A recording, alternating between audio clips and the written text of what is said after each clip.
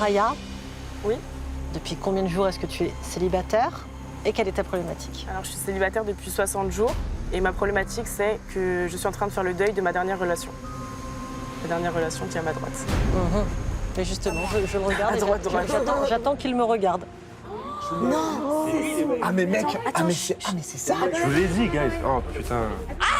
Ok, c'est lui son ex. Il a dit celui-là. On va voir. Je sais pas du tout ce qu'il fait ici. Accusé, levez-vous. Vraiment? Vous êtes donc ce deuil? Ouais. Très bien. Je suis vraiment pas bien. Je pensais pas que sa problématique aurait été je suis en deuil de ma dernière relation. Honnêtement, je pensais pas du tout. Donc forcément, je vais prendre une sauce. En plus, après, quand je vais parler, je vais m'enfoncer encore plus et je vais être mort. Je t'écoute, Raya.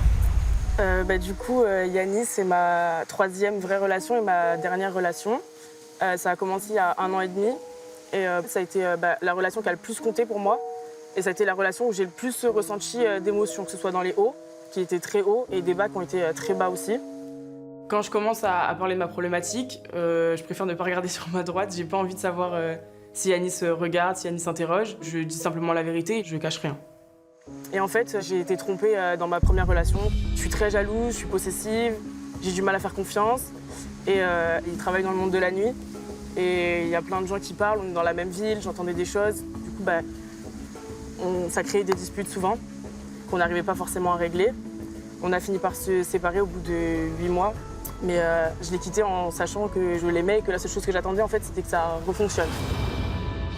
Elle dit des choses vraies. Moi, ça me touche vraiment parce que vu que moi, je suis pas quelqu'un qui parle beaucoup, elle et moi, on n'a jamais eu une conversation qui était vraiment profonde. Donc, je le savais pas. Je me sens un petit peu comme, une merde. Donc c'était avant l'été. Début d'été, j'ai perdu mon papa, qui est décédé. J'ai perdu mon père. Et ça a été très dur parce que du coup, je vis une rupture amoureuse.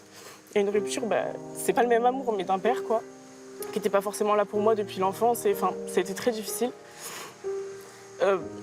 À la fin de l'été, je suis partie faire mon deuil au Bénin. Et ça a été, je pense, le moment le plus dur de toute ma vie. Et c'est à ce moment-là que j'avais le plus besoin de lui, en fait. Et c'est à ce moment-là que j'ai vu un peu une autre facette de Yanis, qui s'amusait, j'entendais des choses. La fille avec qui il ne devait plus parler, le week-end où je prends l'avion et que je pars, et il la revoit ce week-end-là. Et franchement, ça a été le coup fatal un petit peu. Je dirais pas que j'ai fait une dépression, mais je parlais plus, je mangeais plus, j'étais plus trop moi, quoi. Je sais que je me suis mal comporté, mais je trouve qu'elle extrapole tout en fait, et ça veut dire qu'en fait elle parle que de mes erreurs, alors que pas du tout. Je dis rien parce que je la vois, elle pleure, ça me fait de la peine, mais j'en pense pas moins. Après, je suis rentrée et j'étais apaisée. C'est-à-dire que j'avais fait mon deuil un petit peu de mon père et je m'étais rendu compte qu'il y avait des choses plus graves que cette rupture et qu'il fallait que je me reconstruise moi avant de vouloir reconstruire quelque chose avec lui. On est restés sans se parler quelques temps et on a fini par se remettre ensemble en septembre. Et en fait, ça n'a pas du tout marché. C'est-à-dire qu'on en avait envie tous les deux, mais je pense qu'on n'était plus du tout sur la même longueur d'onde. Et voilà, du coup, on s'est séparés, au départ en bon terme. Et puis à la suite, le bon terme, je pense qu'il était que de mon côté. C'est-à-dire? Il y a eu des manques de respect. Attends, mais c'est une blague là. Non. Non.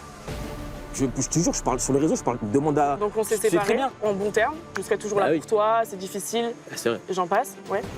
2 semaines après, sur les réseaux, c'était tu te vantais d'être un trompeur, d'être un menteur. Ouais, mais c'est des choses que t'as pas envie d'entendre en fait quand t'es dans une rupture. Mais non, mais tu sais très bien que ça n'a rien à voir avec toi. Tu sais très bien. D'accord. Waouh. Pourquoi quelqu'un qui a fait souffrir une autre personne est là, quoi? On est dans une villa, tous ensemble. C'est 2 ex quand même, donc j'appréhende un peu leur relation. Si des assiettes volent, on sera là pour les rattraper. Hein. Je t'en prie, continue, Raya. Depuis, j'ai l'impression d'être un peu vide. J'ai plus envie d'apprendre à connaître quelqu'un d'autre, même si j'essaye. En fait, j'arrive plus à trouver quelqu'un qui peut m'apporter plus que moi-même ce que je m'apporte là en ce moment. Et c'est triste, mais j'ai l'impression que je vais rester seule pendant longtemps, très longtemps. J'ai envie de quelqu'un, mais j'ai l'impression que j'ai besoin de personne. C'est très intéressant ce que tu dis parce qu'il y a une énorme différence entre avoir envie d'être en couple et avoir besoin d'être en couple. Ouais. Et je ne te souhaite pas d'avoir besoin d'être en Ouais. couple. Que Yanis soit dans cette aventure avec toi, c'est quelque chose de positif et bénéfique ou c'est quelque chose qui te freine? Non, ça me freine pas. Je pense que c'est positif et de faire un deuil alors qu'il est encore là, je pense que c'est mieux. Ton souhait, c'est vraiment de faire le deuil.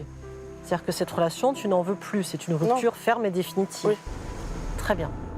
Je sais que ça va le piquer, mais je le fais pas pour qu'il réagisse. C'est la vérité, c'est ce que je ressens à ce moment-là et je me cache pas de le dire.